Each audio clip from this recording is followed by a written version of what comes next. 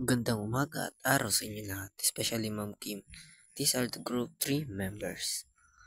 And the ingredients. Siyempre, sa paggagawa ng lava cake pudding, kailangan natin ng lava cake. Kailangan natin ilagay ito lahat at ihalo natin. Pagtapos na mahalo, ayan, ilagay na natin ang condensed milk and evaporated milk. And then, magbatik tayo ng 2 itlog. Halo-halo lang hanggang sa maging ganito.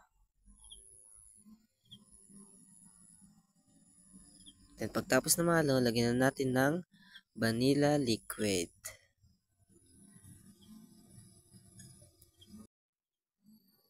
And then maglagay tayo sa maliit na lalagyanan ng asukal at lagyan natin to ng tubig. Halo-halo lang hanggang sa matunaw ang asukal.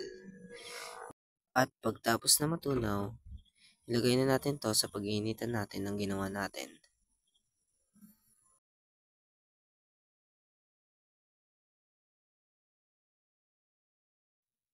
At ilagay na natin tong ginawa nating lava cake pudding.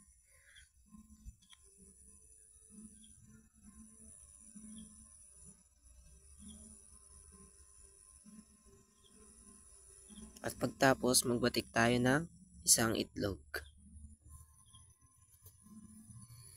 At iwalay natin tong dilaw dito sa isang lalagyan. At ilagay na natin tong ginawa natin sa rice cooker. At initin na ito. And then maglagay lang tayo ng harina sa iniwalay nating dilaw na itlog. At haluhaluin lang natin to. Shake, shake, shake lang. At maglagay tayo ng condensed milk at evaporated milk. At ihalo-halo lang. And then ilagay na natin tong vanilla liquid.